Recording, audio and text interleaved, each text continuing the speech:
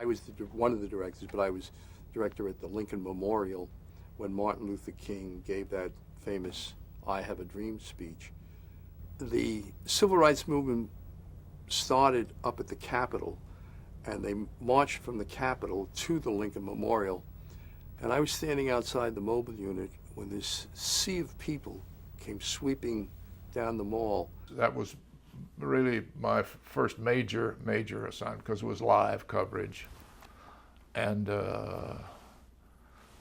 so my little position was down in the Lincoln Memorial off on one of the wings there, and they had a little card table, and I'd never done anything like that before, live.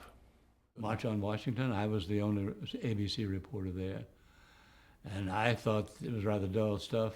And when I'd been on the air once to introduce lots of personalities and tell what was happening, I went off to the side of the Lincoln Memorial and lay down on the cool marbles, a hot day, and decided to take a nap. Well, there was a loudspeaker next to my head, and I heard this voice rising there, "I have a dream today." And I remember sitting in the truck, and you don't know that history is being made when you hear it. But he kept saying, "I have a dream." And after he said it 2 or 3 times, I was saying, "I know, Martin, you have a dream." But, you know, he kept saying it over and over, "I have a dream." I woke up, I jumped and ran back to the podium and picked up the phone and called New York. I said, "You got to get this. This is great." They said, "We've got it. Stand by to reintroduce it as soon as he stops." That was great. I really thought that was one of the great utterances in American history. What I do remember was, you know, his cadence, the memorable cadence. And I had heard later that his advisors tried to talk him out of saying, "I have a dream."